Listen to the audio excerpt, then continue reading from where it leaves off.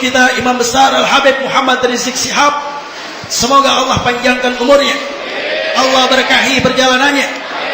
Sama-sama kita bersalawat. Salatullah salamullah ala toha Rasulillah. Salatullah salamullah ala Yasin Habibillah. Allah salamullah ala toha Rasulillah. Salatullah salamullah ala Yasin Habibillah. Alhamdulillah, guru kita tercinta Imam Besar Habib Muhammad Shihab sampai di tengah-tengah kita. Alhamdulillah. Allahumma salli ala Sayyidina Muhammad. Allahu Akbar. Allahu Akbar. Alhamdulillah. Semua tolong tenang, duduk semua, ambil tempat.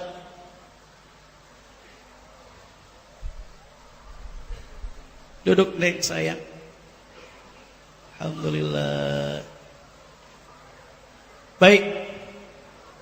Tadi Radi sekedar mengisi kekosongan, ya. Insyaallah di lain kesempatan nanti disambung lagi pemanasannya. Jadi ibu sudah dapat ilmu banyak dari Kiai Ja'far, dapat tadi. Alhamdulillah panjang lebar. Ya Bu ya. Kita doakan Bu, semoga Masjid At-Taubah Rest Area KM 57 ini terus eksis berdakwah. Walaupun belakangan ini sudah mulai banyak yang menilai, katanya Masjid At-Taubah kok bisa memasukkan orang-orang yang dakwahnya tegas. Sayang mereka bertanyanya tidak langsung ke DKM, lewat tulisan ini dan itu, nggak ngerti. Insyaallah hakul yakin, ini jalan yang benar, gak usah takut. Ya Bu ya, kita ngaji terus, maka tablik akbar terus setiap bulan kita selenggarakan. Habib Haji Widi salam. Beliau tidak bisa hadir karena beliau terkena kecelakaan, tangan kirinya jatuh retak, dan tadi baru keluar dari rumah sakit. Mohon didoakan oleh Habib dan para jamaah sekalian. Baik, untuk mempersingkat waktu, tidak usah sambutan ya Bu ya, mohon didoakan saja. Spesial nanti akan dipimpin oleh Habib surat Al-Fatihah untuk Haji Widi khusus, supaya beliau cepat lagi bisa beraktivitas. Ya Bu ya, kita dengarkan langsung kajian dari beliau supaya waktunya panjang. Al-Habib Muhammad Rizik Shihab, kami persilahkan. Sallu ala Nabi.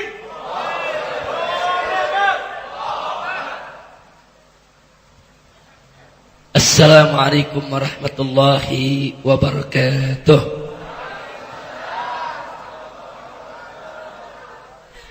Bismillah walhamdulillah, wassalatu wassalamu ala Rasulillah wa ala alihi wa sahbihi wa mawalah. Siyadatul habaib asy-syurafa wa sa'adatul ulama al-fudala wa jami'il hadirin wal hadirat al-ahibba'il a'izza rahimakumullah. Usikum jami'an wa nafsi bittaqwallah wa bi ta'ati Rasulillah sallallahu alaihi wasallam. Fa nas'alullah subhanahu wa ta'ala an yahdiyana ila siratikal mustaqim wa yaj'alana minal muttaqin wa yudkhilana jannatahu jannatan na'im bihaqqi sayyidil mursalin walhamdulillahi rabbil alamin. Taqabbalallahu minna wa minkum wa taqabbal ya karim. Kepada para habaib, para alim ulama, para kiai yang sama kita cintai dan sama kita muliakan, wabil khusus akhina al-fadil al-ustadz Suradi, yaitu pembina daripada Masjid At-Taubah yang sangat kita hormati. Begitu juga hadir bersama kita Al-Habib Zaki Al-Aidarus dari Padalarang, dan hadir juga bersama kita Habib Salim bin Idrus Al-Attas selaku Ketua FPI Bekasi Raya. Dan juga saya lihat di sini ada kawan-kawan pengurus maupun laskar dari FPI Kerawang. Kita sama berharap mudah-mudahan pertemuan kita pada sore hari ini akan menjadi penyebab turunnya rahmat dan barakah. Dan kita doakan secara khusus untuk Haji Widi, itu orang tua kita yang bertanggung jawab di rest area KM 57 ini. Tadi kita dikabarkan beliau mendapatkan musibah, kita doakan semoga Allah Subhanahu wa taala memberikan kesembuhan dan kemudahan dalam setiap urusannya. Begitu juga semua kita yang hadir di sini, semoga Allah sembuhkan penyakit kita, mudahkan segala urusan kita. Bismillahirrahmanirrahim. Fatihah.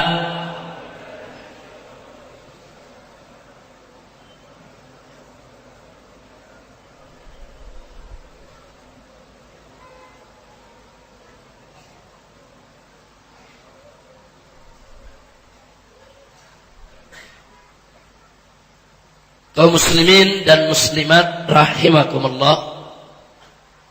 Saya masih teringat pada 2 bulan yang lalu di majelis rutin kilometer 57 ini kita telah sama membahas tentang radikal dan liberal.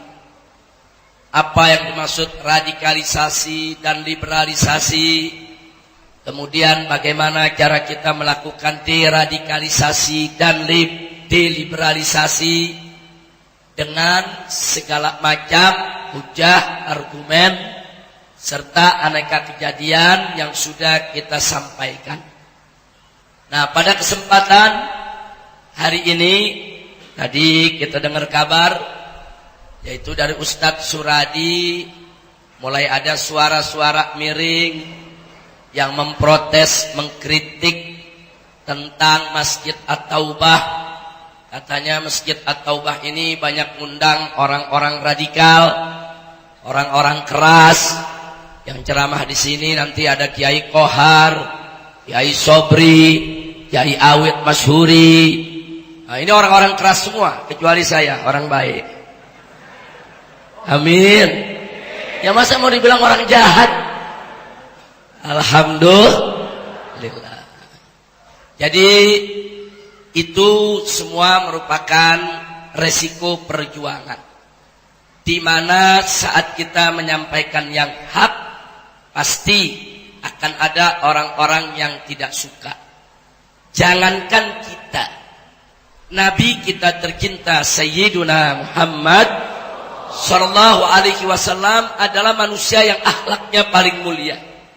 Manusia yang sikapnya paling lembut, manusia yang tidak pernah mengganggu orang lain, manusia yang di dalam berucap kata tutur sapanya begitu santun. Tetap beliau dimusuhi, beliau difitnah, beliau dicaci maki, beliau diperangi, bahkan beliau diusir dari kota Mekah, dan berapa banyak pihak yang ingin membunuh beliau, saudara. Nah, jadi pertanyaannya, kenapa Nabi dimusuhi? Apa karena akhlak Nabi tidak baik? Bukan. Kenapa Nabi dimusuhi? Apa karena Nabi mengganggu orang? Bukan. Kenapa Nabi dimusuhi? Apa karena Nabi keras, ekstrem? Tidak. Kenapa Nabi dimusuhi? Karena Nabi menyampaikan yang hak. Kenapa Nabi dimusuhi? Karena Nabi mengajak manusia kepada kalimat La ilaha illallah. Nah, jadi kalau Nabi saja yang begitu mulia, begitu santun, begitu ramah, tidak luput, saudara, dari fitnah, dari caci maki, saudara, dari permusuhan, dari kebencian, apalagi kita yang banyak kekurangan.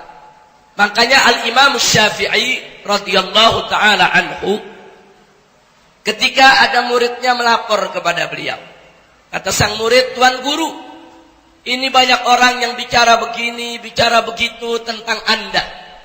Ini banyak orang yang menjelekkan Anda. Ini banyak orang yang bersuara miring tentang Anda. Nah, bagaimana menurut Anda?" Ini pertanyaan sang murid kepada Imam Syafi'i. Kemudian apa kata Imam Syafi'i, saudara? Imam Syafi'i mengatakan, qad qila anna Allaha du waladin wa anna khaira khalqihi qad kahana. Ma salimallahu min sabbil bariyah wa nabiyul huda fa kaifa ana. Masya Allah. Apa kata Imam Syafi'i? Qad qila anna Allaha du waladin.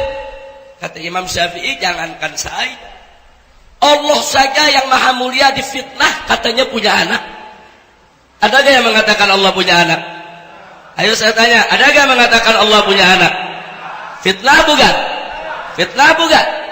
Allah gak punya anak dibilang punya anak, itu fitnah paling kejam di dunia itu. Itu fitnah paling dahsyat, saudara. Allah gak punya anak difitnah punya anak. Wa anna khaira khalqihi qad kahana. Dan Nabi yang merupakan makhluk Allah yang paling baik difitnah sebagai tukang sihir. Ada gak yang mengatakan Nabi tukang sihir? Ada. Orang kafir mengatakan sahirun majnun. Muhammad itu tukang sihir yang sudah gila katanya. Jadi kata Imam Syafi'i, kalau Allah saja yang maha mulia difitnah katanya punya anak, Nabi makhluk yang terbaik difitnah katanya tukang sihir, masalimallahu min sabbil bariyah. Kalau Allah saja yang maha mulia tidak luput, tidak lolos dari caci makinya manusia, wa nabiyul huda, begitu juga Nabi Muhammad tidak luput dari caci maki manusia, fa kaifa ana, bagaimana saya? Subhanallah. Kira-kira jelas tidak? Jelas tidak? Jadi kalau Allah saja yang maha mulia difitnah, apalagi kita, saudara. Kita banyak cacat, banyak celak, banyak kurang, gampang betul orang mau cari kekurangan kita, betul? Allah yang gak punya kekurangan masih difitnah, apalagi kita yang banyak kekurangan. Kira-kira jelas tidak? Jelas tidak? Makanya Imam Syafi'i ngajarin gak usah heran dengan fitnah dalam perjuangan. Jangan pernah mundur dengan caci maki dalam perjuangan. Kalau Allah yang maha mulia difitnah, Nabi makhluk yang termulia difitnah, bagaimana kita? Jalan aja udah, kita berangkat terus sampaikan yang hak, walau kana murra, walaupun pahit rasanya, insya. Nah, kira-kira jelas tidak? Jadi pengajian di Atoba berhenti apa jalan terus? Nah, berhenti atau jalan terus? Berhenti atau jalan terus? Takbir, sallu ala nabi. Jadi Ustaz Suradi jangan kaget. Memang FPI sekarang ini ibarat gadis desa yang jadi rebutan. Alhamdulillah. Loh, bagaimana nggak jadi rebutan? Saya buktikan, saudara. Pokoknya kalau ada kejadian yang mengaitkan FPI, beritanya sebulan nggak berhenti. Betul? Betul? Di Medan ada 2 ormas baku hantam, bunuh-bunuhan, bakar-bakaran. Masuk TV sekali, selesai. Besoknya nggak masuk lagi. Betul? Coba kalau FPI yang ribut, wah. Itu kalau FPI yang benturan itu di Medan, apalagi ada yang mati, ada main bakar-bakaran. Wah, itu beritanya sebulan nggak berhenti. Wah, tiap hari dipandang dari berbagai macam segi. Nanti ada yang kasih judul FPI bentrok sama warga. Wah. Satu lagi judulnya FPI beraksi lagi. Satu lagi judulnya inilah kebrutalan FPI. Satu lagi judulnya ini kebiadaban FPI. Oh, satu lagi judulnya FPI kau cari apa? Oh, macam-macam. Nanti kalau udah beritanya begitu tuh, nggak ketinggalan Indonesia Lawyer Club ikut mengundang para pakar. Oh, nanti Karni Ilyas bertanya kepada profesor, bagaimana menurut Anda tentang FPI? Oh, menurut saya FPI itu adalah penyakit sosial. Oh, satu lagi pejabat dikatakan dari Departemen Dalam Negeri, kalau menurut Bapak bagaimana? Ya, kita akan kaji ulang tentang keabsahan FPI sebagai ormas. Oh, ditanya lagi satu tokoh politisi, kalau menurut Anda bagaimana? Ya, kalau menurut saya bubarkan saja FPI. Oh, nanti akhirnya satu lagi ditanya lagi profesor, kalau menurut Anda bagaimana? Ya, menurut saya memang FPI tidak layak ada di Indonesia. Wah, semua ikut bicara, ujung-ujungnya presiden ikut angkat bicara. Negara tidak boleh kalah dengan kekerasan. Nah, kalau FPI yang diributkan begitu beritanya, betul? Betul? Betul? Itu makanya saya katakan FPI FPI lagi jadi rebutan. Pokoknya kalau ada berita soal FPI di TV, nggak berhenti. Betul? Betul? Tapi nggak ada urusan. Kita jalan terus, lurus. Pokoknya saya dan kawan-kawan di FPI mau jadi kereta api. Tahu kereta api? Kereta apinya kereta api ekspres, saudara. Kalau udah jam waktunya berangkat, nggak ada urusan penumpang naik nggak naik, kereta jalan terus, betul? Itu kalau kereta lagi jalan, terus ada mobil BMW yang ngehalangin, kira-kira ditubruk gak? Tubruk. Ada BK ditubruk gak? Ya begitu, FPI nggak peduli mau ada orang kecil, orang besar, tubruk terus. Takbir. Sallu ala Nabi. Masya Allah, kira-kira jelas gak? Paham gak? Jadi saya mau tanya, berjuang dicaci maki jalan terus atau berhenti? Berjuang difitnah berhenti atau jalan terus? Siap terus berjuang? Siap hadapi segala tantangan? Takbir. Semoga Allah memberikan keberkahan kepada kita. Amin ya rabbal alamin. Nah saudara, memang di zaman sekarang ini banyak orang yang gagal paham. Gagal? Lu ngerti gagal paham gak? Gagal paham. Kalau bahasa universitasnya keterbelakangan intelektual. Keren gak tuh? Nah, kalau bahasa orang Cikampek, goblok. Gagal paham. Mereka kalau ngelihat perjuangan ini gagal paham, melihat persoalan gagal paham. Saya kasih contoh. Yang paling dekat Bupati Kerawang. Hadir gak Bupati Kerawang? Tapi warganya hadir. Ini Bupati Kerawang gagal paham. Begitu ngelihat ada kekerasan-kekerasan, ada teroris-teroris, katanya saudara mereka itu rajin ibadah. Terus apa kata Bupati Kerawang? Itulah teroris itu karena kerajinan ibadah otaknya jadi pada koslet. Ya, kok jadi disalahin ibadah? Ngawur gak? Ngawur gak? Saya mau tanya, ibadah itu bikin koslet atau bikin tenang? Bikin koslet atau bikin tenang? Lah kok Bupati Kerawang bilang bikin koslet? Ye, ngomong sembarangan ini namanya gagal. Gagal. Kalau Bupati Kerawang anti teroris, kita dukung. Bupati Kerawang anti kekerasan, kita dukung, betul? Bupati Kerawang mau lawan itu orang-orang yang bikin kacau, kita dukung, betul? Tapi jangan ente salahin ibadah, goblok. Nah, masa ibadah yang disalahin, saudara? Yang salah terorisnya, yang salah perusuhnya, bukan ibadahnya, betul? Betul? Betul? Iya, ini nggak bedanya sama Said Agil Siraj, Ketua Umum PBNU, saudara. Dia gedek sama Wahabi. Nah karena Wahabi pada jenggotnya panjang-panjang, yang disalahin jenggot. Iya, goblok. Lu mau serang Wahabi, lu serang Wahabi. Mau protes Wahabi, protes Wahabi, betul? Mau kritik Wahabi, kritik Wahabi, betul? Saya juga kritik Wahabi, saya juga protes Wahabi. Tapi jangan yang dikritik jenggotnya, goblok. Lah gua juga punya jenggot. Masya Allah. Ini yang namanya gagal paham pada salah kaprah, betul? Jadi nggak seneng sama Wahabi jidat hitam yang disalahin. Bukan jidat hitamnya yang salah, betul? Betul? Saudara jangan suka ngawur nyalahin orang, saudara. Ibadah itu bagus.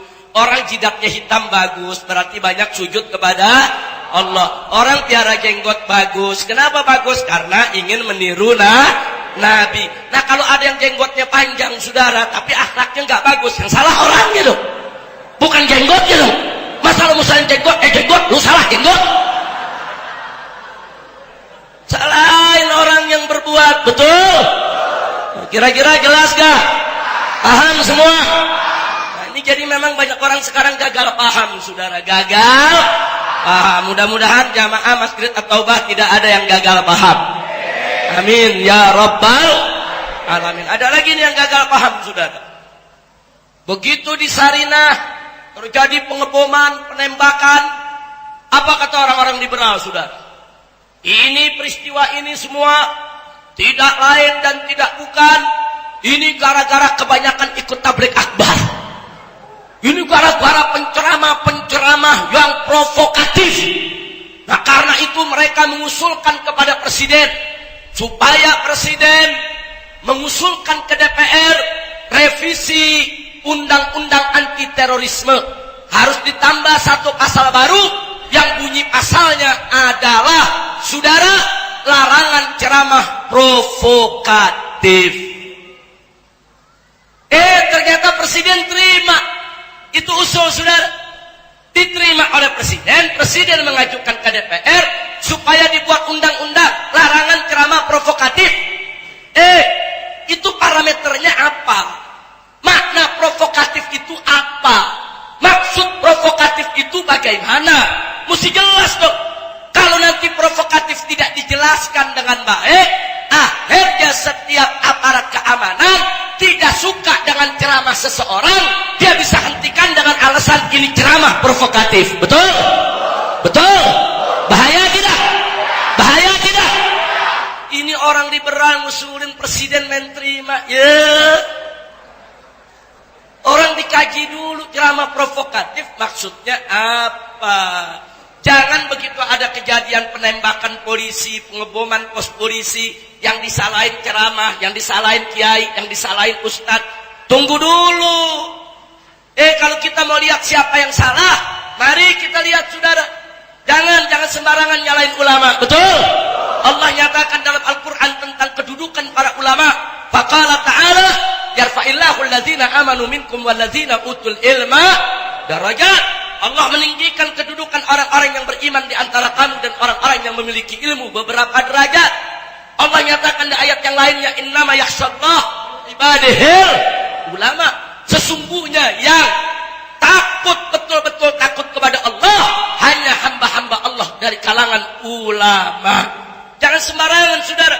Ulama itu dimuliakan Allah. Ulama itu ditinggikan derajatnya oleh Allah. Maka itu kita wajib memuliakan mereka yang dimuliakan Allah. Wajib meninggikan kedudukan mereka yang ditinggikan oleh Allah Subhanahu wa ta'ala. Betul? Betul? Nah, jadi jangan main generalisir, saudara. Kalau ada satu dua oknum ulama yang tidak baik, tidak benar, silakan tangkap, silakan proses, silakan jebloskan ke penjara. Tapi jangan seenaknya memukul rata bahwa terorisme, kekerasan, kerusuhan ini akibat tabligh akbar, akibat majelis taklim, akibat ceramah para kiai ala lubuh menyan. Kurang ajar, saudara. Jawab jangan. Jawab jangan. Masya Allah. Baik, saudara. Sekarang mari kita buktikan hari ini siapa pihak teroris di Indonesia. Mau tahu tidak? Mau tahu tidak? Betul, mau tahu?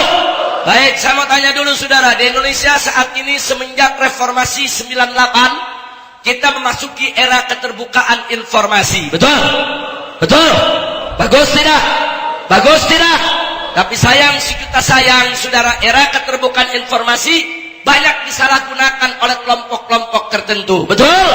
Nah, sekarang mari kita lihat, saudara, buah daripada keterbukaan informasi di Indonesia, di mana di Indonesia saat ini begitu banyak channel-channel televisi. Betul? Saya mau tanya, sekarang di Indonesia channel televisi dikit atau banyak? Dikit atau banyak? Saluran TV dikit atau banyak?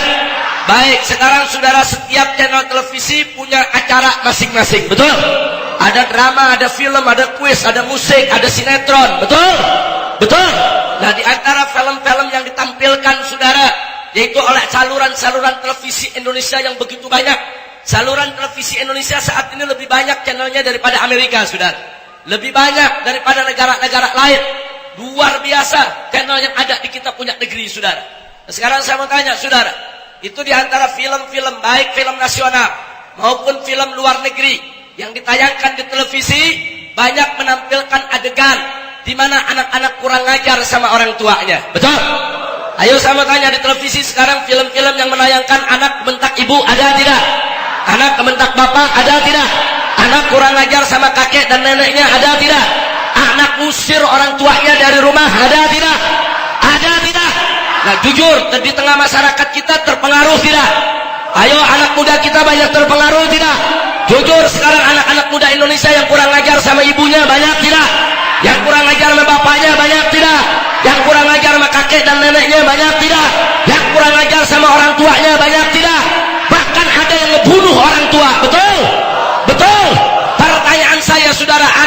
muda kita menjadi kurang ngajar sama ibunya, kurang ngajar sama bapaknya, kurang ngajar sama orang tuanya. Itu yang ngajarin kiai atau televisi, habib atau TV, majelis taklim atau TV, tabligh akbar atau TV. Introspeksi dulu saudara. Jangan pemerintah seenaknya, banyak kerusakan di Indonesia yang disalahin ulama. Betul? Betul? Baik, sekarang saya mau tanya lagi yang kedua saudara. Itu di televisi saudara, ada adegan-adegan film menunjukkan bagaimana ada geng-geng motor kesana kemari. Betul? Oh, ngetrek-ngetrekan, kebut-kebutan. Betul? Saudara, mengganggu masyarakat. Betul? Saya mau tanya, berpengaruh tidak di tengah masyarakat kita?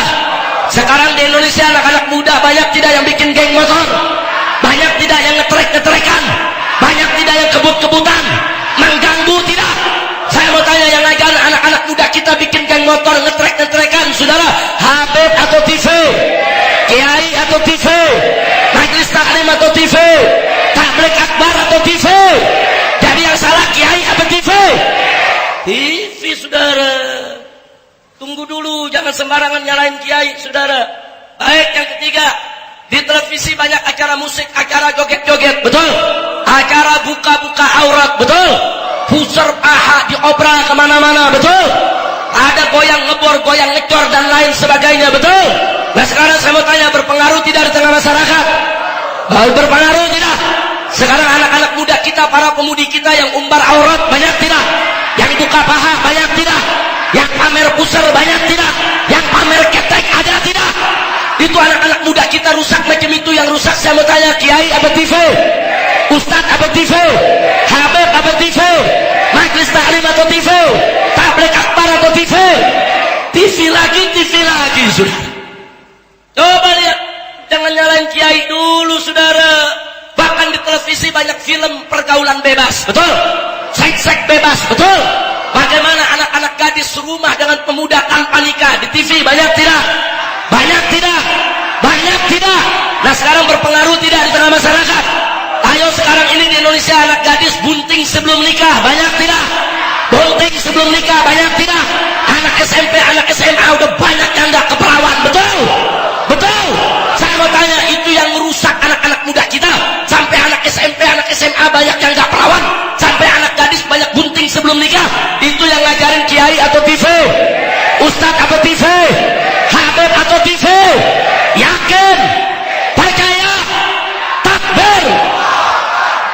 Masya Allah. Jadi jangan sembarangan nyalain kiai. Kira-kira paham gak? Paham gak?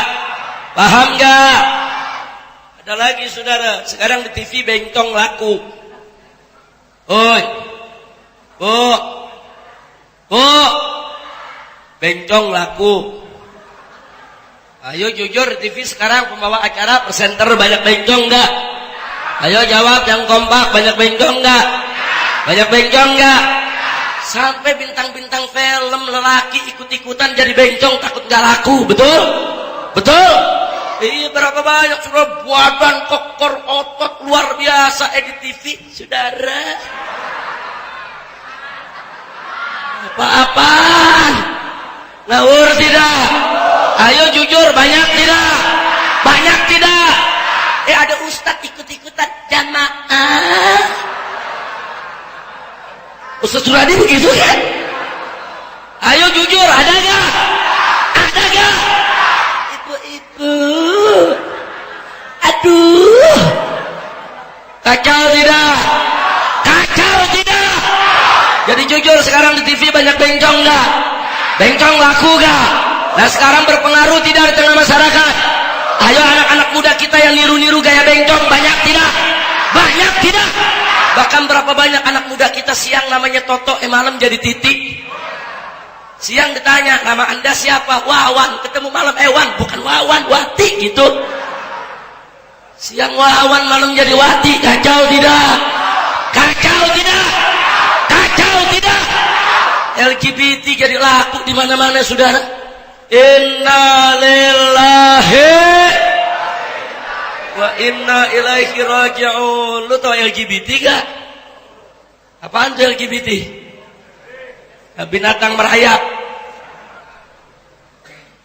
LGBT LGBT itu ejaan Inggris. Kalau ejaan Indonesianya LGBT. Ejaan Inggrisnya LGBT. L-nya lesbian. Apa itu lesbian?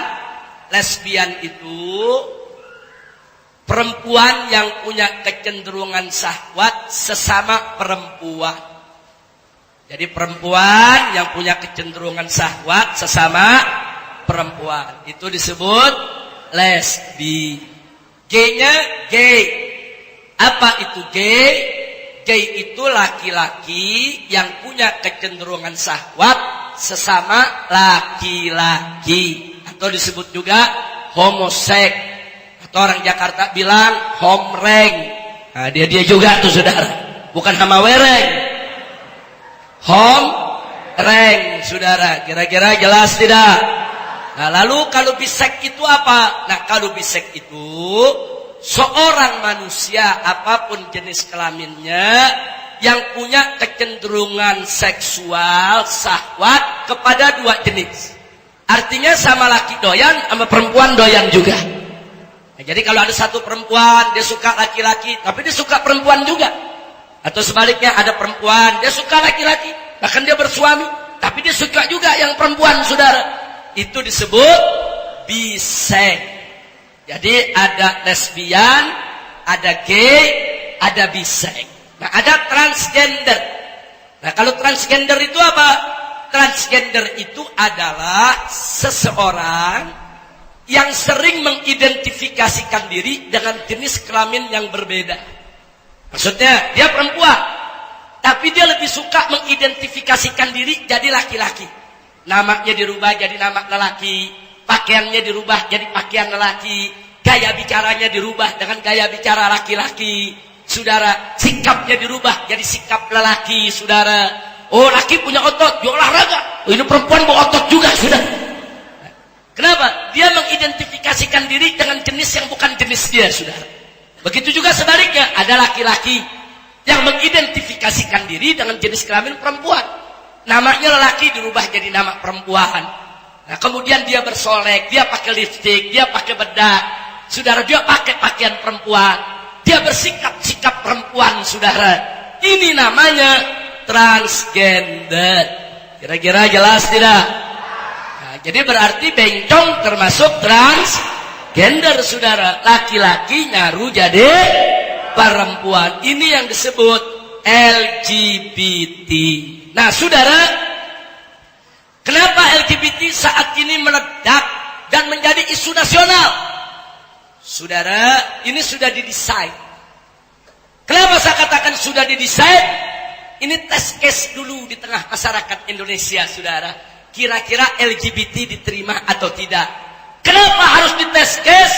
Sebab, saudara, LGBT merupakan salah satu program Perserikatan Bangsa-Bangsa melalui UNDP, saudara.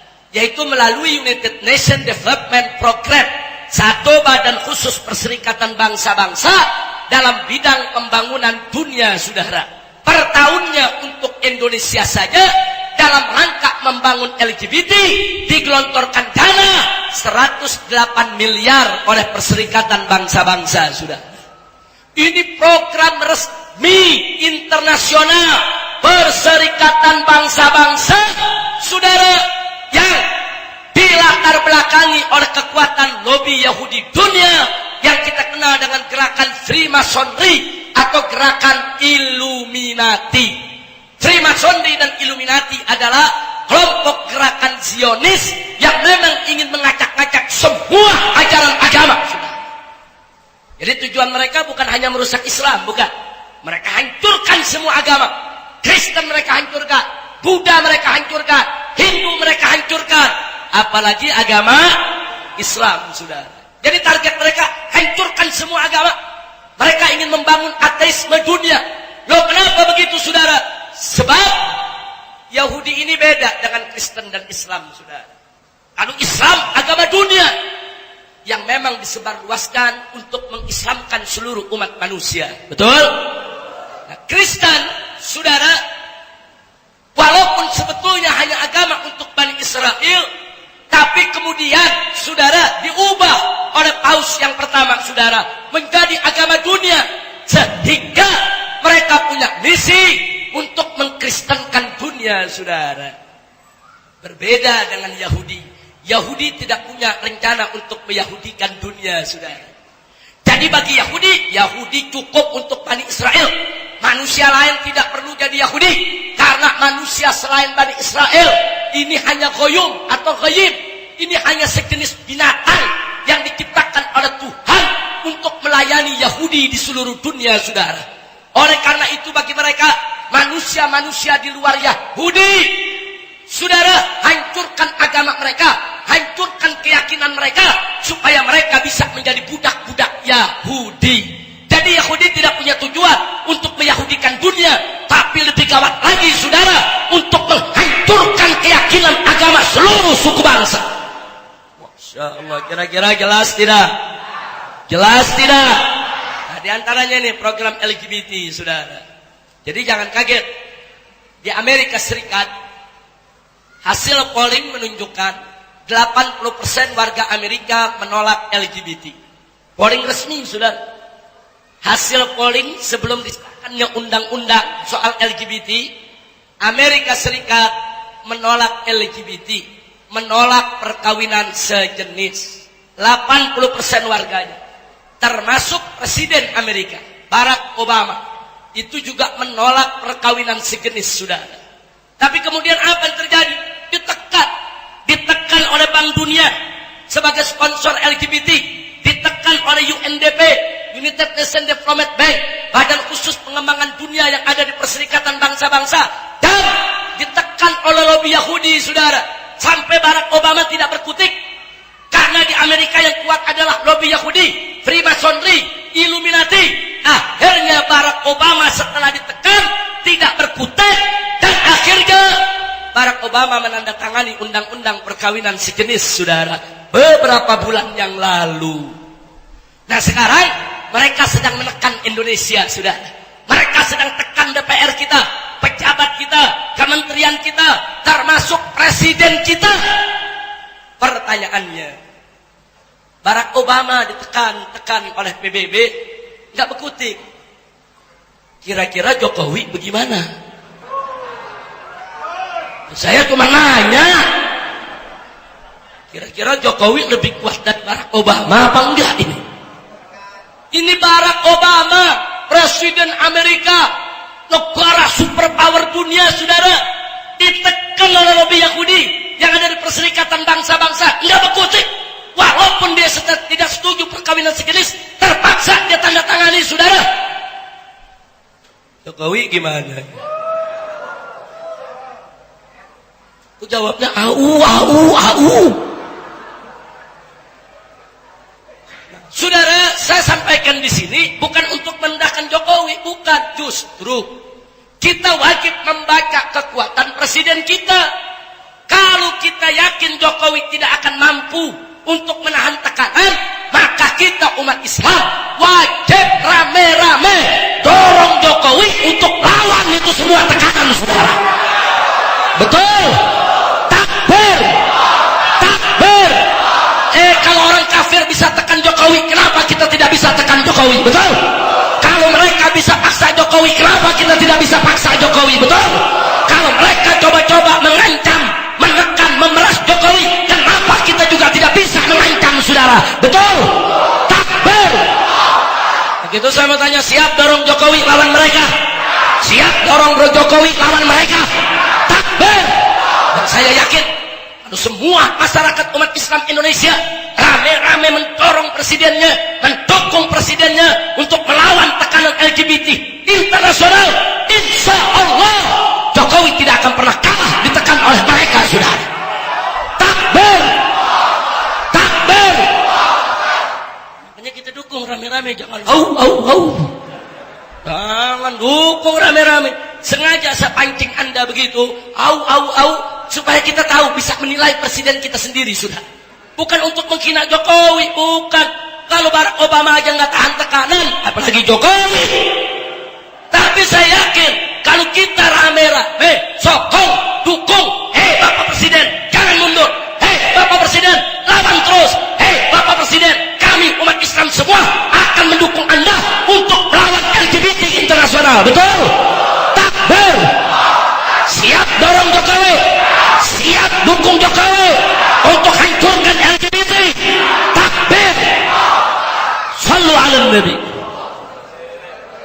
Sebab hati-hati Pak Bu ya.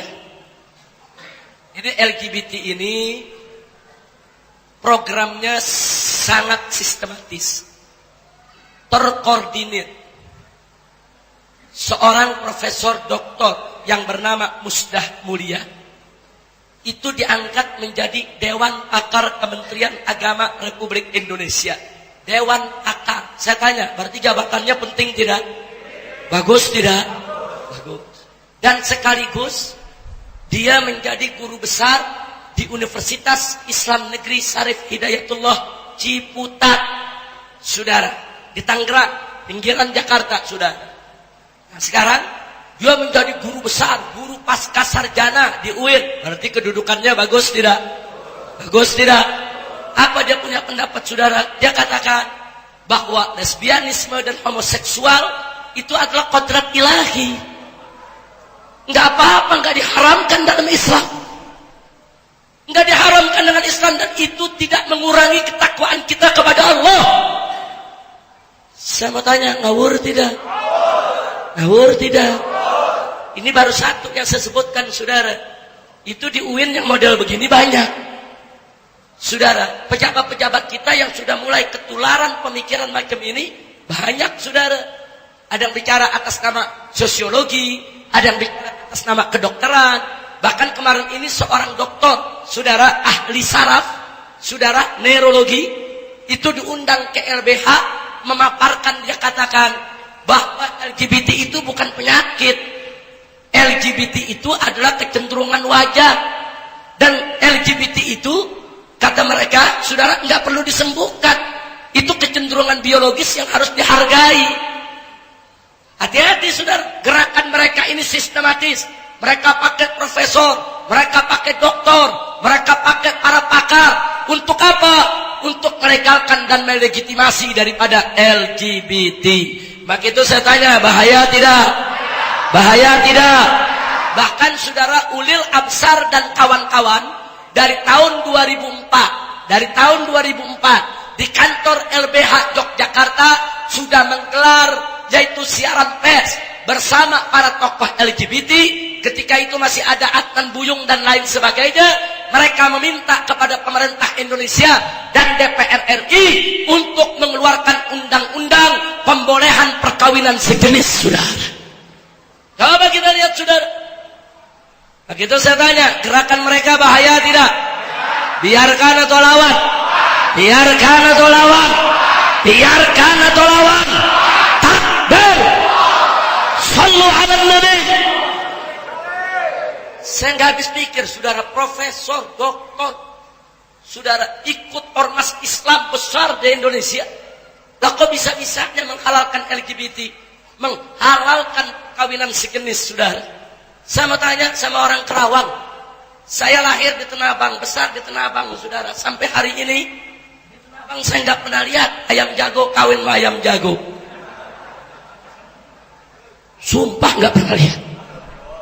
Saya mau tanya, Kerawang gimana? Ayo jawab yang kompak. Di Kerawang ayam jago kawin ayam jago ada gak? Ada gak? Ada gak? Nggak ada. Alhamdulillah, berarti sama di Tanah Abang ya. Ayam. Bu, ayam binatang nggak punya akal, betul. Ayam binatang nggak punya akal, ngerti laki nggak boleh nyodok laki.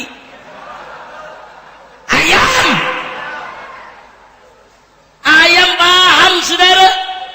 Padahal ayam sekolah SD aja enggak. Betul. Ini profesor doktor, sekolah belasan tahun, jadi guru besar, Dewan Pakar Kementerian Agama Republik Indonesia. Dia bilang laki boleh kawin sama laki. Saya mau tanya, saudara, ayam binatang gak punya akal, ngerti laki gak boleh kawin sama laki. Betul. Dulu ada profesor doktor belajar belasan tahun gak paham. Saya mau tanya, ini yang binatang yang mana? Ayo jawab, yang binatang yang mana? Ayam apa profesor? Ayam apa profesor? Ayamnya? Ya binatang juga. Cuman kenapa jamaah semangat profesor? Dijawab, itu karena Allah berfirman dalam Al-Quran, manusia-manusia macam ini, ulaika kal balhum adall, mereka bagaikan binatang ternak, bahkan mereka lebih hina, lebih sesat, lebih rendah daripada binatang ternak. Betul? Betul? Masya Allah. Ayam masih halal, babi sama anjing. Tahu anjing najis gak? Tahu babi najis gak? Ada jantan kawin sama jantan? Anjing binatang najis mugoladoh, saudara paham, ngerti? Laki gak boleh kawin sama laki. Babi ngerti. Ini ada profesor ngaku muslim, Dewan Pakar Kementerian Agama RI. Dia bilang boleh laki kawin sama laki. Ngawur tidak? Berarti lebih hina daripada lebih hina daripada Ya Allah, kira-kira paham gak? Jelas gak? Laki mau kawin sama laki, lu mau adu anggar. Astagfirullahaladzim min kulli dzambin adzim. Jangan dikerjain, saudara. Itu kerjaan dilaknat oleh Allah. Dilaknat oleh Allah dan Rasulnya. Bukan hanya LGBT, perkawinan sejenis yang dilaknat. Nabi mengatakan dalam hadisnya, la'anallah, dalam riwayat lain la'ana Rasulullah, Allah dan Rasulnya melaknat al-mustabihina minar rijali bin nisa, laki-laki yang suka menyerupai kaum wanita, wal mustabihati minan nisa'i birrijal, dan perempuan-perempuan yang suka menyerupai laki-laki. Saudara, Allah menyatakan, Nabi menyatakan dalam hadis bahwa Allah melaknat mereka, melaknat lelaki yang menyerupai perempuan, melaknat perempuan yang menyerupai lelaki, dilaknat. Insyaallah. Saudara, kalau laki kawin sama laki, perempuan kawin sama perempuan, nggak ada yang bunting dong. Kalau nggak ada yang bunting, nggak ada yang beranak. Kalau nggak ada yang beranak, manusia punah di atas muka bumi. Betul? Betul? Padahal manusia ini diciptakan oleh Allah untuk memakmurkan bumi, untuk menjadi khalifah di bumi, untuk terus berketurunan di atas muka bumi. Maka itu saya mau tanya sekali lagi, LGBT ngawur tidak? Sesat tidak? Halal atau haram? Baik, terima atau tolak? Biarkan atau lawan? Takbir! Sallu ala Nabi. Ini makanya nih bapak-bapak, ibu-ibu, sebelum kita lanjutkan, saya punya amanat. Apa, ibu? Atau saudara-saudara di sini. Kalau Anda punya anak atau punya adik, punya keponakan yang masih di bawah umur, sekecil, 5 tahun, 6 tahun, 3 tahun, anak lelaki, terus mainnya boneka. Nah, saya usul bonekanya ambil bakat, ganti sama golok-golokan. Loh, maksudnya apa Habib? Ya supaya nggak jadi bencong. Betul? Betul? Ada ibu-ibu datang ke saya, Habib Rizik, tolong saya. Tolong apa? Bantuin saya, Beb. Ya bantu apa? Anak saya udah mau 10 tahun, Beb. Sudah mau 10 tahun anak saya lelaki kayak bengkong, Beb. Tiap hari dandan, tiap hari pakai lipstik, jalannya jalan perempuan. Tolong, Beb. Baik, ibu mau minta tolong apa? Tolong doakan secara khusus, terus bacain doa di air, Beb. Biar saya kasih minum, jangan gak jadi bencong lagi. Saya jawab, tenang Bu, soal doa gak usah takut, saya doain khususul khusus. Soal air gak usah khawatir, sumur luber. Saya bagi air, saya bacain doa. Cuman saya punya saran, ibu mesti ikut deh. Ya Beb, bagaimana sarannya? Nanti habis saya doain, saya kasih air, pulang, jangan lupa. Nanti sampai di rumah tiap hari anak ibu suruh berkelahi anak tetangga. Maksudnya Beb, suruh berantem. 5 kali dia berantem baik, gak jadi bengkong lagi. Amin. Itu ibu ngejawab, gak bisa Beb. Kok gak bisa? Anak saya terlalu feminin, terlalu lembut. Bagaimana mau disuruh berantem, Beb? Ada semut mati. Aduh, terlalu lembut, nggak bisa disuruh berantem, Beb. Ya sudah, kalau nggak bisa disuruh berantem, saya punya saran lain. Apa, Beb? Ibu pulang, bisikin tetangga mulai besok gebugin anak ibu tiap hari. Tapi gebuginnya jangan kelewatan. Cukup dia kapok biar dia jadi laki. Nah hari digebugin dengan ngelawat, besok digebugin dengan ngelawat, lusa digebugin dia mulai ngelawat. Hari berikutnya lebih galak dia sudah. Nah lama-lama nggak jadi bencong, betul? Ada yang protes Habib Rizik kok ngajarin berantem, bukan ngajarin berantem daripada anak jadi bencong. Masya Allah, mau punya ponakan bencong tidak? Mau punya anak jadi bencong tidak? Mau punya cucu jadi bencong tidak? Siap jaga anak-anak kita, siap jaga cucu-cucu kita, siap selamatkan mereka dari LGBT. Takbir. Kita punya saran kepada pemerintah. LGBT ini penyakit. Seorang profesor doktor ahli neurologi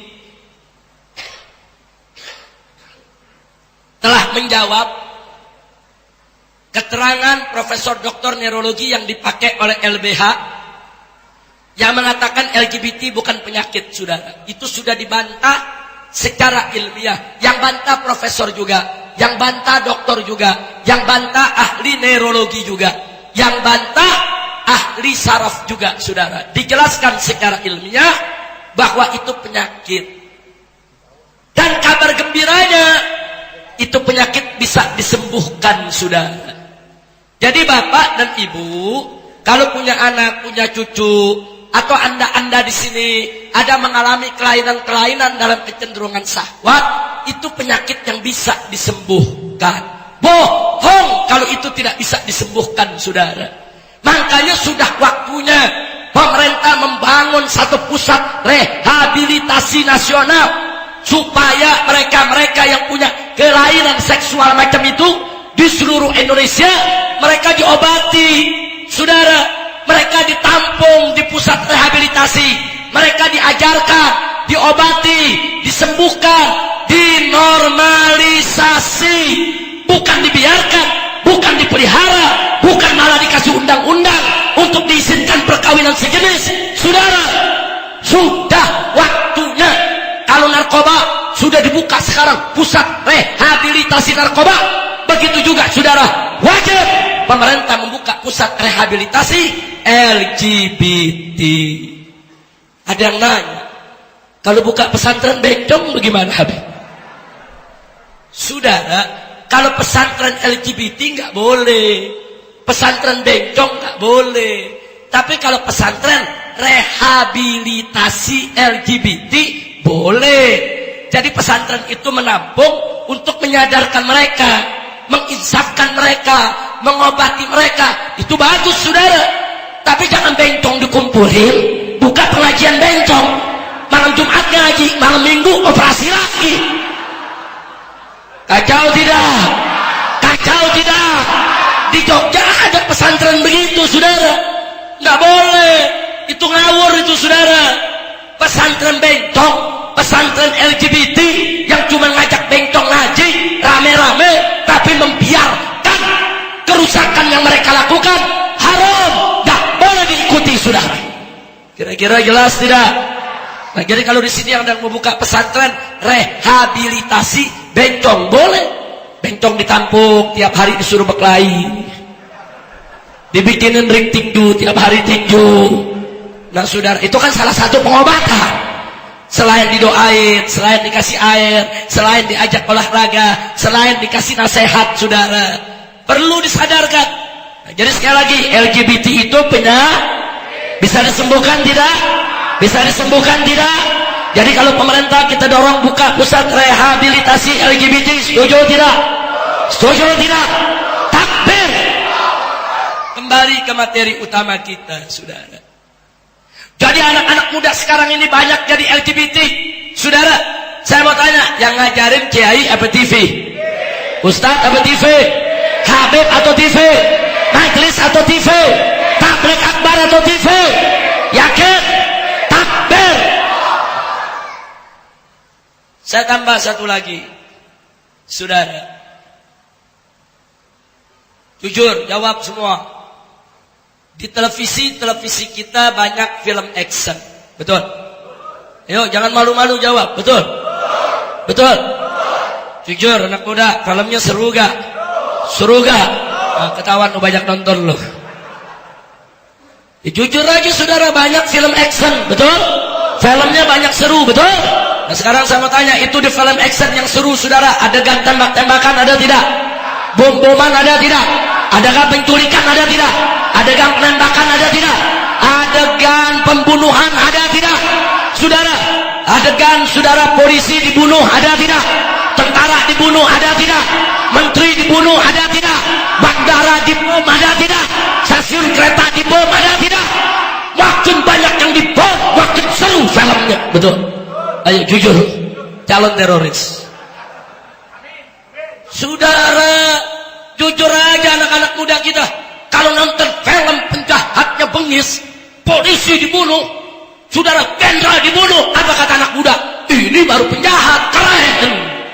Betul? Betul?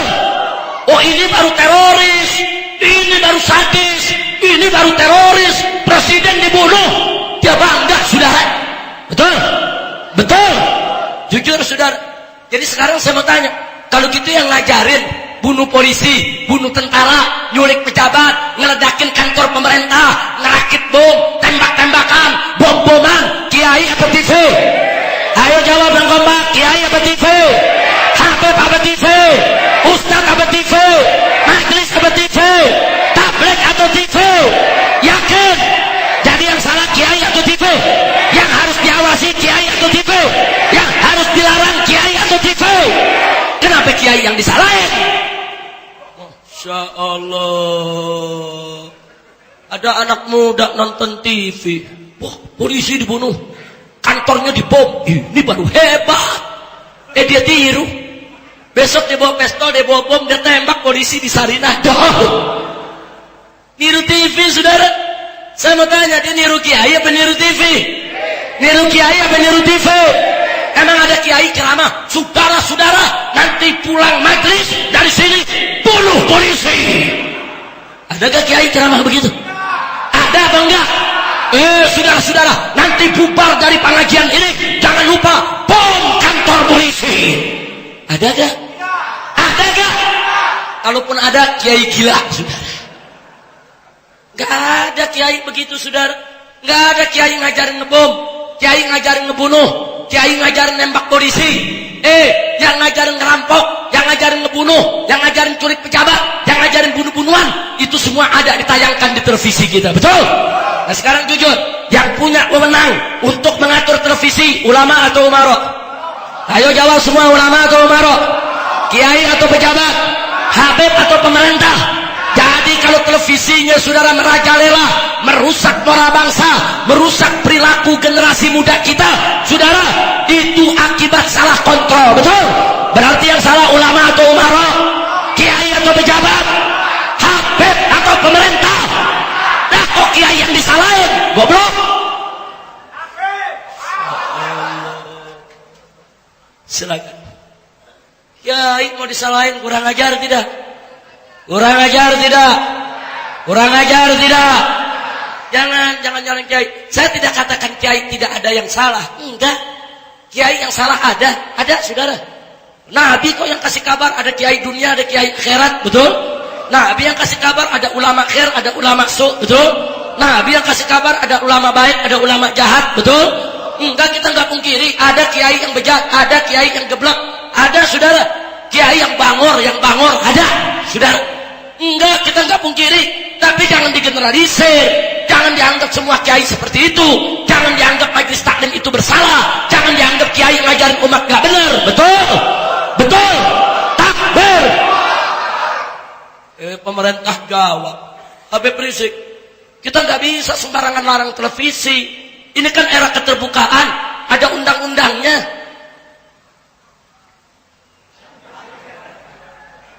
Jawab jangan. Jawab jangan. Bulan depan jawabnya. Saudara, enaknya tuh jawaban ini ada undang-undang. Undang-undang kan lu yang buat. Kalau saya mau tanya, yang buat undang-undang kan pemerintah sama DPR, betul? Betul? Undang-undang televisi kau yang buat. Kau yang buat. Kalau memang undang-undang itu tidak ketat, undang-undang itu membuat televisi bebas, merusak bangsa, ya diubah dong. Di amandemen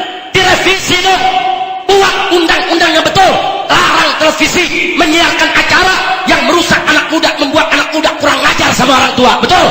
Larang televisi, nggak boleh menyiarkan acara-acara yang free sex, umbar aurat, umbar pusar, umbar paha, betul?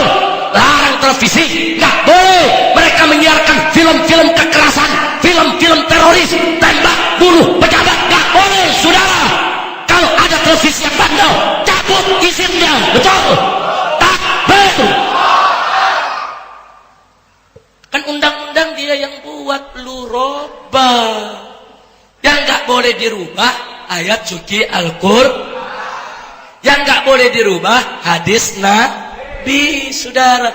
Ayat suci di atas ayat konstitusi. Kenapa? Karena ayat suci merupakan ketetapan ilahi, sehingga tidak boleh diamandemen dan tidak boleh direvisi. Sedangkan konstitusi itu ketetapan insani, sehingga setiap saat boleh dan bisa diubah, bisa diamandemen, bisa direvisi sesuai tuntutan situasi dan kondisi. Betul? Betul? Jadi kalau konstitusi bertentangan dengan ayat suci, ya konstitusinya direvisi dong, dibetulin dong. Jangan ayat Al-Quran yang disuruh tunduk kepada konstitusi, saudara. Gak bisa. Begitu saya mau tanya, mana lebih tinggi, ayat konstitusi atau ayat suci? Jawab yang keempat, mana yang lebih tinggi? Baik, kalau konstitusi bertentangan dengan ayat suci, kita mau ikut yang mana? Mau ikut yang mana? Al-Quran mengharamkan minuman keras, betul? Sekarang presiden dan DPR mau melegalkan minuman keras, saudara. Nah saya mau tanya, mau ikut presiden atau Quran? Mau ikut DPR atau Quran? Yakin? Yakin? Nah karena ayat suci nggak bisa ditawar, saudara. Jangan kalau saya bicara begini, Habib Rizik ini tidak nasionalis, Habib Rizik ini anti kebangsaan, Habib Rizik ini anti NKRI, Habib Rizik ini anti Pancasila, Habib Rizik ini musuh konstitusi. Wow.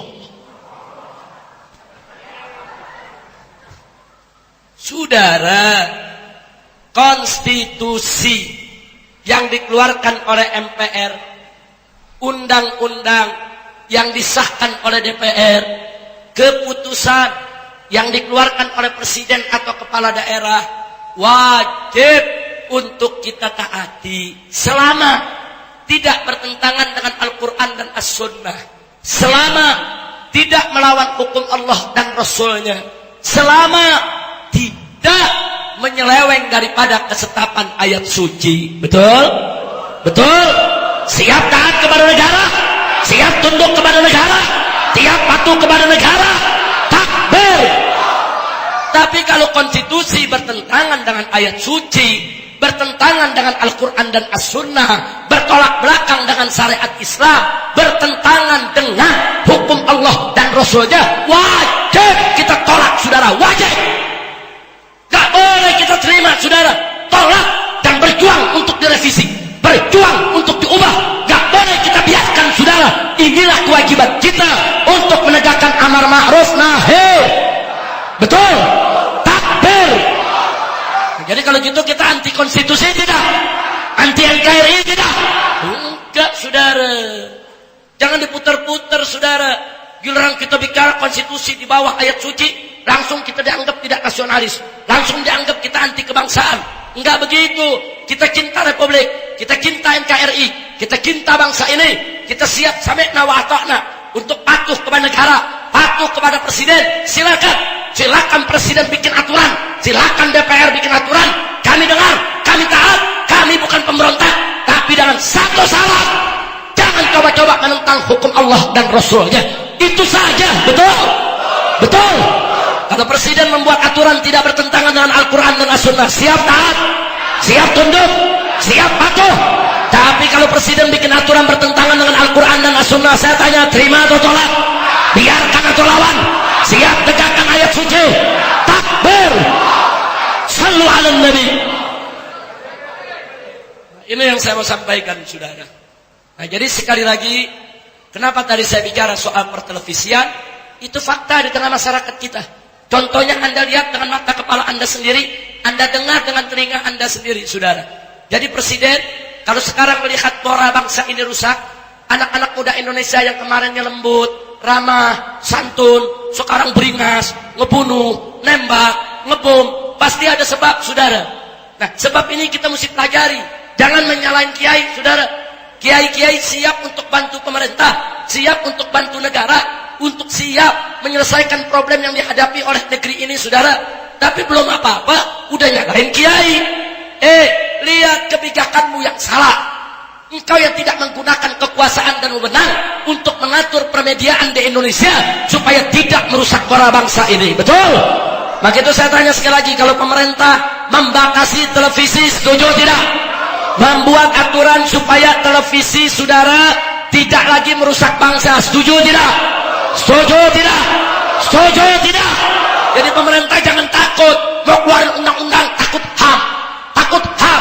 Tapi giliran keluarin undang-undang, saudara, untuk melegalkan minuman keras, berani. HAM dia takut, ayat Quran dia nggak takut. Masya Allah. Saya ditakut-takuti Habib Rizik. Ceramah jangan keras-keras soal konstitusi, nanti Habib di penjara. Habib mau ditakut-takutin sama penjara. Cacing pasir. Pejabat menakut-nakutin saya sama penjara, justru saya menakut-nakutin pejabat sama neraka. Goblok. Kita mau kasih tahu, presiden, anggota MPR, anggota DPR, kalau kau bikin aturan menentang Allah dan Rasulnya, menentang Al-Quran dan As-Sunnah, kau masuk neraka. Saya mau tanya sekarang, ayo pedihan mana, penjara apa neraka? Panas mana, penjara apa neraka? Sakit mana, penjara apa neraka? Lebih menakutkan mana, penjara atau neraka? Dia mau takutin kita penjara, gua takutin neraka. Kita menakutin dia neraka, dia menakutin kita penjara. Kutil babi.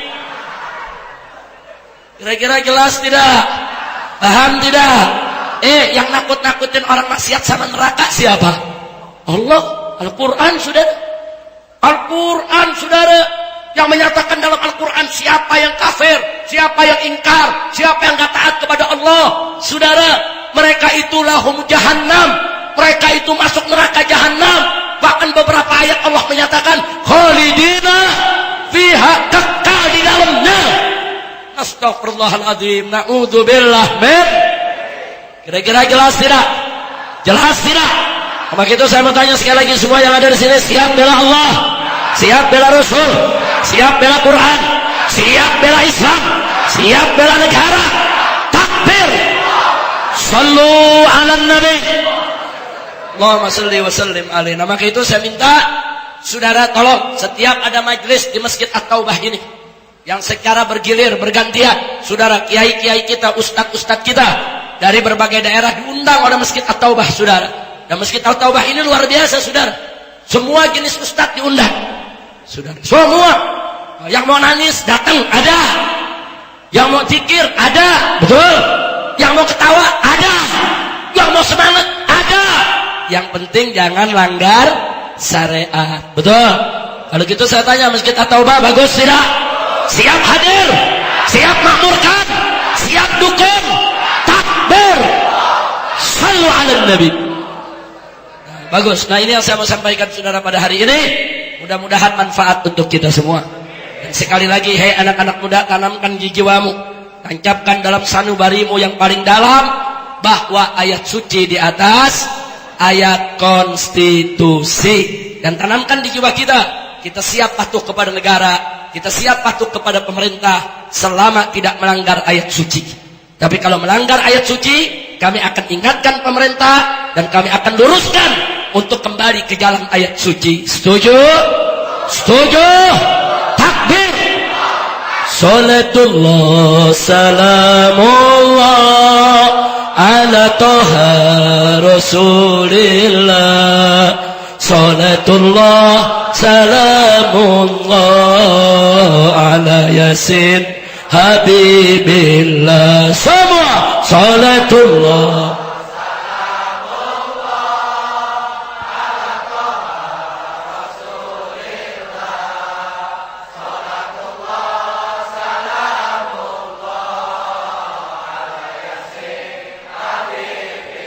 Lanjut. Tawassalna bi bismillah wa bil hadi Rasulillah.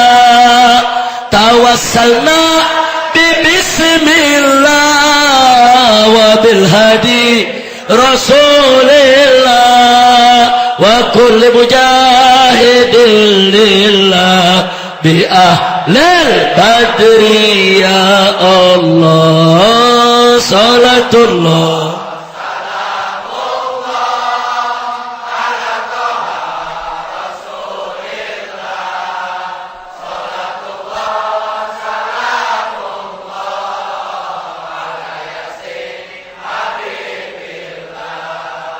ilahi salimil ummah minal afati wan nikmah.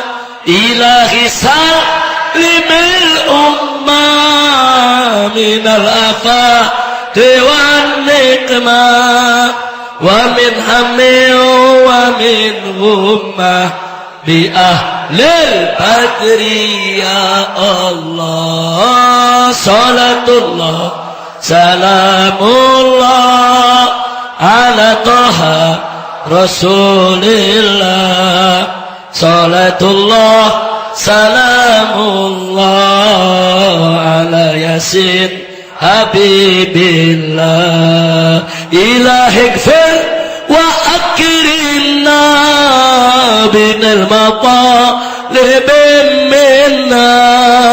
Ilahi gfir wa akrimna binal matalib minna wa dafi masa'atinna bi ahlil badri ya Allah. Salatullah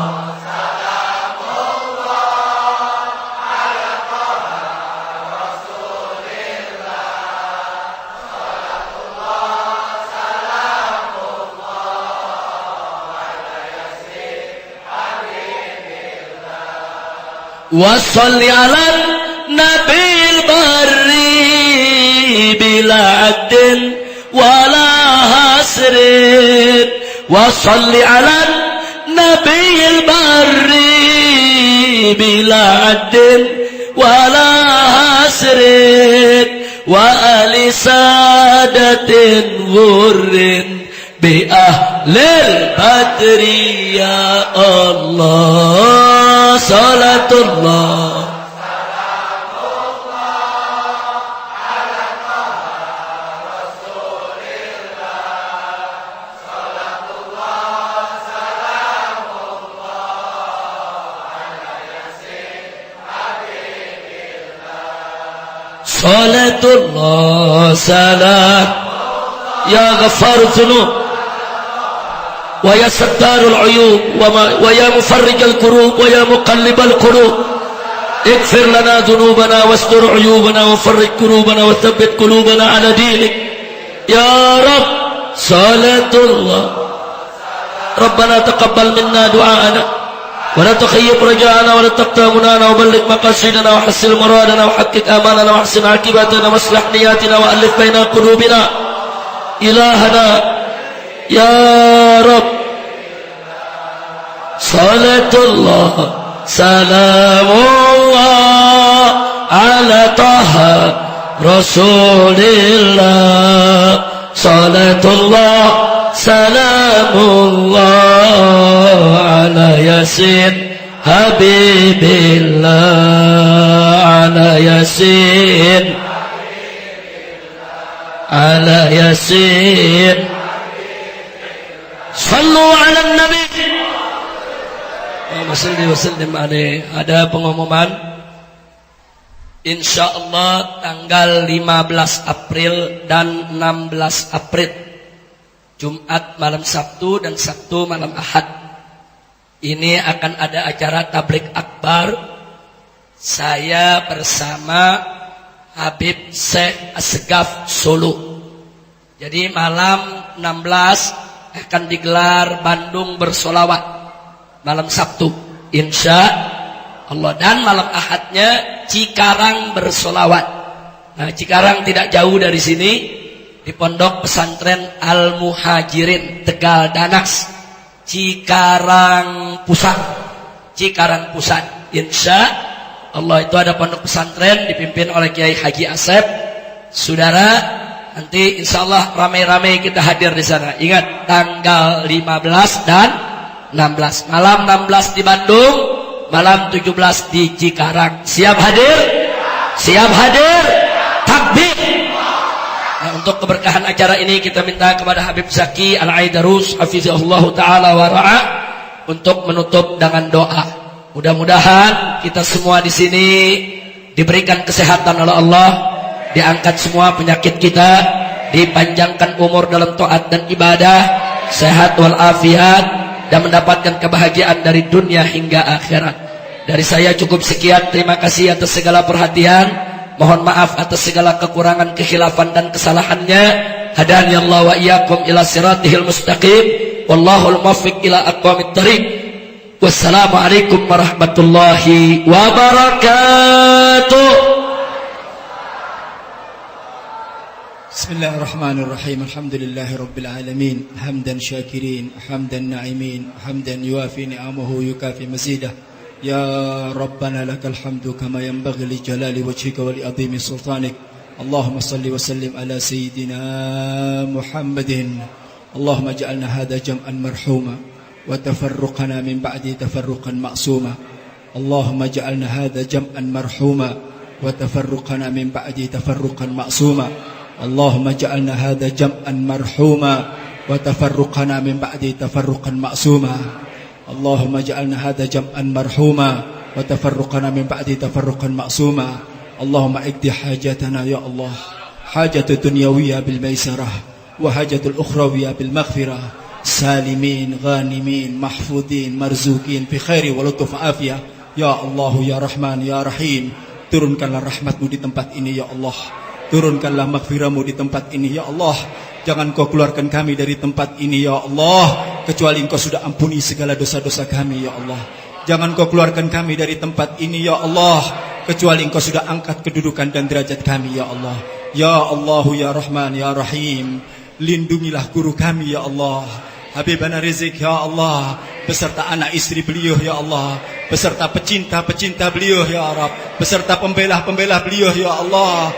Tuntun beliau ya Allah, tuntun beliau ya Allah, lindungin beliau ya Allah, jaga beliau ya Allah, keluarga beliau ya Allah, santri-santri beliau ya Allah, pecinta-pecinta beliau ya Allah. Jadikanlah kami pembela-pembela para ulama ya Allah, jadikanlah kami berdiri di belakang para ulama ya Allah, jadikanlah kami orang-orang yang taat dan tunduk dengan fatwa para ulama ya Allah. Ya Allah ya Rahman ya Rahim, letakkan di dalam hati kami ya Allah cinta kami dengan para ulama ya Allah, cinta kami dengan para habaib ya Allah, agar kelak nanti kita ya Allah dipertemukan di dalam akhirat ya Allah.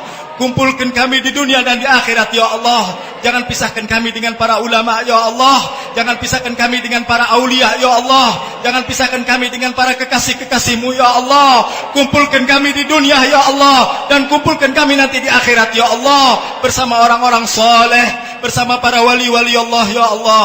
Ya Rahman ya Rahim, pertemukan kami dengan Habibina Muhammad ya Rabb, pertemukan kami dengan Habibina Muhammad ya Allah. Allahumma syarraftana bi ru'yati sayyidina Muhammad, Allahumma syarraftana bi ru'yati sayyidina Muhammad, Allahumma syarraftana bi ru'yati sayyidina Muhammad, ya ghadatan wa manaman ya Allah. Ya Rahman ya Rahim, ya Rahman ya Rahim, akhiri umur kami ya Allah dalam keadaan husnul khatimah ya Allah, dalam keadaan husnul khatimah ya Allah, dalam keadaan husnul khatimah ya Allah. Jadikanlah kuburan kami raudhah min riyadul jannah ya Allah, jadikanlah kuburan kami raudhah min riyadul jannah ya Allah, jadikanlah kuburan kami raudhah min riyadul jannah ya Allah. Jaga keluarga kami ya Allah, jaga istri-istri kami ya Allah, jaga anak-anak kami ya Allah, jaga pemuda-pemuda kami ya Allah, agar mereka senantiasa berjalan di jalannya Allah, berjalan di jalannya Habibina Muhammad ya Allah. Rabbana atina fid dunya hasanah wa fil akhirati hasanah wa qina adzabannar. Wa sallallahu ala sayyidina Muhammadin wa ala alihi wa sahbihi wasallam bi sirril Fatihah.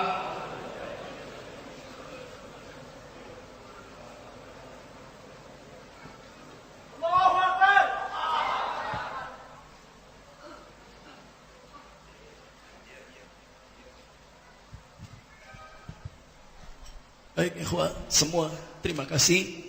Mohon doa supaya terus Masjid At-Taubah bisa menghadirkan beliau, ulama yang tulus, ulama yang ikhlas. Ya, kita tutup dengan kifaratul majlis. Subhanakallahumma wa bihamdika asyhadu an la ilaha illa anta astaghfiruka wa atubu ilaik. Assalamualaikum warahmatullahi wabarakatuh.